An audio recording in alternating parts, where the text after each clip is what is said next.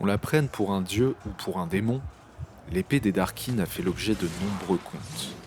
Mais peu connaissent son nom véritable ou l'histoire de sa chute. Aux temps les plus reculés, avant que les sables du désert n'avalent l'Empire, un puissant champion de Shurima fut conduit devant le disque solaire pour devenir l'avatar d'une entité céleste aujourd'hui oubliée. Transfiguré, il obtint des ailes dorées comme la lumière de l'aube. Son armure étincelait comme une constellation d'espoir d'au-delà du grand voile. Atrox était son nom. Il était à l'avant-garde de tous les conflits nobles. Sa conduite était si juste et si pure que les autres dieux guerriers se rangeaient toujours à ses côtés, et 10 000 mortels de Shurima marchaient derrière lui. Quand Setaka, la reine guerrière transfigurée, fit appel à lui pour mater la rébellion d'Ikatia, Atrox accourut sans hésitation. Mais nul ne pouvait prédire l'étendue des horreurs que les rebelles allaient déchaîner. Les Ikatiens perdirent vite le contrôle du néant qu'ils avaient invoqué et qui se mit à annihiler toute vie devant lui. Après des années de combats désespérés, Atrox et ses frères arrêtèrent enfin l'avancée du néant et scellèrent les failles les plus larges d'où ils se déversaient. Mais les transfigurés et survivants, autoproclamés fils du soleil, furent tous changés par ce qu'ils avaient affronté. Shurima avait triomphé, mais ils avaient tous perdu quelque chose dans cette victoire, même le noble Atrox. Finalement, comme tous les empires, Shurima retourna au sable du désert. Privés de monarques à défendre ou de néant à juguler, les transfigurés se retournèrent les uns contre les autres dans ce qui devint rapidement une guerre pour les ruines de leur propre monde. Les mortels qui fuyaient le conflit leur donnèrent un autre nom pour marquer leur mépris, les Darkin. Craignant que ces transfigurés déchus soient aussi dangereux pour la survie de Runeterra que les incursions du néant, les Targoniens intervinrent. On prétend que la manifestation du crépuscule donna aux mortels la connaissance nécessaire pour piéger les Darkin, et que la manifestation de la guerre, qui venait de renaître, unifia de nombreux combattants contre les déchus.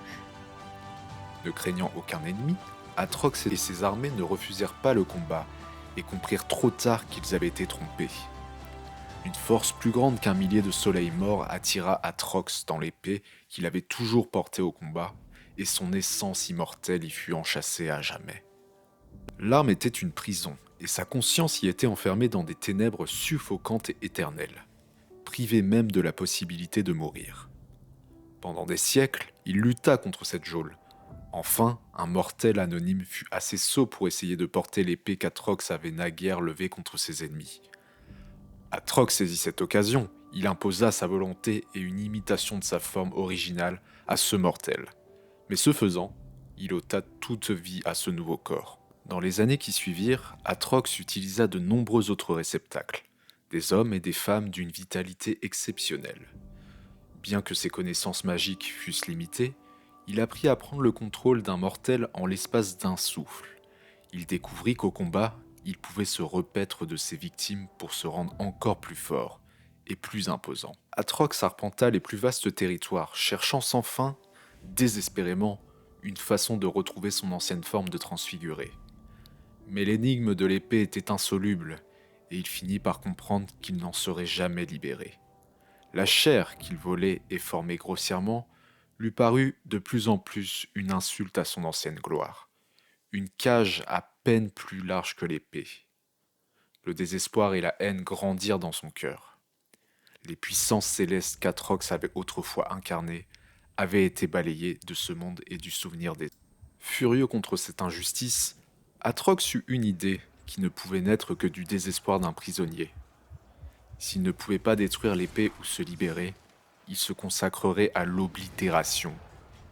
Désormais, Atrox marche sans merci vers son objectif, apportant la mort et la guerre partout où il va. Il s'accroche à un espoir aveugle. S'il peut conduire toute la création dans une ultime bataille apocalyptique, où tout, absolument tout sera détruit, peut-être son épée et lui cesseront aussi d'exister.